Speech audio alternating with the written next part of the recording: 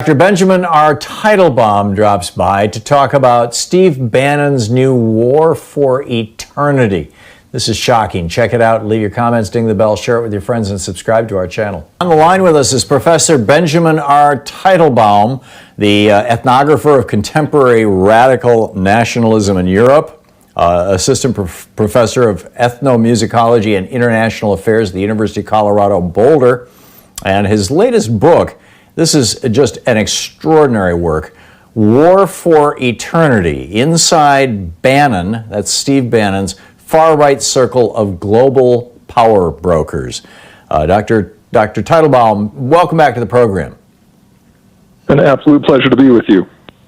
Thank you. Tell us about War for Eternity. First of all, where did that title come from? So it actually describes the worldview that I'm studying in this book. There's a sort of hidden network of ideologues around the world who follow a very, very strange school. It's more a philosophical school than politics, but it's called traditionalism. And one of its pieces is that all of these actors, they oppose progress at large. That's one reason why it's so radical. It's hard to compare, but they want to see a world that is not striving to be something better necessarily than it was and dreaming of a sort of utopia here on Earth, but instead a world that returns to what it once was, that believes. In other words, with white men in charge? It could be. This is it's not a politically benign or neutral position, as abstract and vague as that might sound. This is not the cause for people who have been oppressed necessarily, look at history as a series of injustices necessarily. Returning to that eternity is what I'm trying to capture with that title. That's the way that they read history, essentially. Right. We've had 7,000 years of patriarchal hierarchy and male, particularly white male, but all over the world, male domination. And they are of the opinion that is the natural order of things? Do they subscribe to some sort of Herbert Spencer neo-Darwinism? Oh, that would be to undersell it, I'm afraid.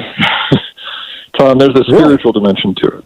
To say that it's a natural order doesn't even get to the core of it. There's a belief that hierarchy, even theocracy, is a sort of ordained divine plan for humanity.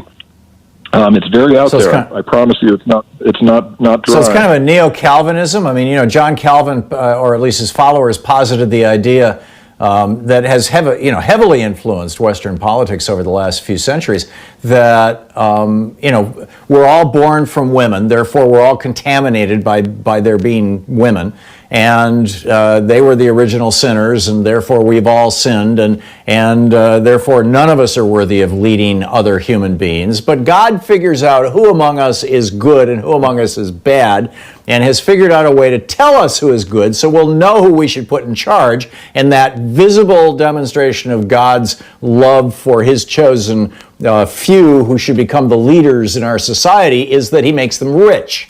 Is that a piece of this? And we're privy to all that. Kind of. In its original form, this doctrine that I focus on in the book Traditionalism, I would even say it goes further. One of its key early theorists in the radical right was a man named Julius Evola, who was a collaborator with Mussolini, actually. But he saw himself as being beyond fascism and beyond Nazism, actually. And he believed that the most virtuous beings in the world were not only men, not only Aryan, but also militaristic, priestly, theocratic. So it's more theorized, and it's more explicit, in fact, than that Calvinist doctrine that you just laid out.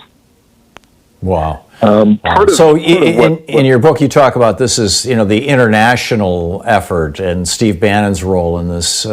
Tell us about that, and Well, let's start there, actually, with the internationals. For example, Viktor Orban, he just grabbed absolute power in Hungary by getting parliament to give him the right to rule by decree. If words come out of his mouth, they are now law. Is he a follower of this, or is he just, some bully strongman guy? It's a complicated topic. He probably is not. He would not identify that. However, especially in 2015, when Orban's political party started to really get a firm grasp on power in Hungary, they did so by appropriating some of the doctrine of a party to the right of them in Hungary. Hungary's political spectrum, of course, is way to the right. So he had a threat on to his right side, as a matter of fact, and that political party was to date the only, more or less, you could say, officially traditionalist political party in the post-war era, and that party is, by the way, is called Jobbik, and they were reading everything, all of European history, the migration crisis in 2015. They were reading it all in terms of this doctrine. Traditionalism, but it doesn't end there. I mean, some of the more compelling hotspots of it today, and the places where Steve Bannon is working to network, are actually Brazil and Hungary. It's in those two countries that he has a counterpart, a sort of ideologue, strategist, influencer, Rasputin type, close to a populist far-right leader, but who also follows this obscure doctrine, traditionalism. Remarkable. So here in the United States, it seems, maybe I'm hyper oversimplifying, but it seems that in the 2016 election, Donald Trump actually ran to Hillary Clinton's left. He said he was going to stop, international free trade or slow it down, bring our factories back home. The whole free trade thing was something that Reagan and Bush put together. They negotiated NAFTA. Yes, Clinton's husband signed it, but it was a Bush-Reagan effort.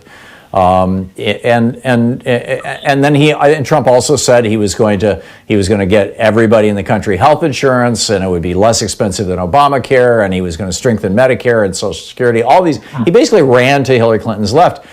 Do we have somebody running to his right? I mean, is this how strong is this in the United States? And I think we're going to hit a break here in about 2 minutes. My apologies. Oh, sure. Yeah, and by this, do you mean that this particular doctrine that I've been talking to you about? Yeah, I mean, if a politician in the United States was using this doctrine, they would have to run to Trump's right, correct? In some senses, or is Trump in some senses. I mean, people always make what they will of it. One thing that it urges people to do, however, is to break down big groups and big collectivities. So the UN, the European Union, arguably the United States itself, all of those entities are kind of marked as being decadent and problematic, and so the notion that you would say reduce global trade or reduce unfettered capitalism to try and shrink the sphere of trade and economic production and consumption. That could come from this doctrine too, and it could manifest, as you say, it could potentially manifest to the left of Trump in economic matters in some ways, depending on how we want to define left, of course. Right. But this is an elite pastime. This doctrine that I've talked about, it hasn't appeared in media, in part because it's so strange, but in part also because it is really limited to the upper echelon of ideologues operating in the global It really sounds like the kind of stuff Bill Barr is promoting. It could, right? It's the difference also is how it motivates a radicalism that is so far beyond left and right as we think of it, though.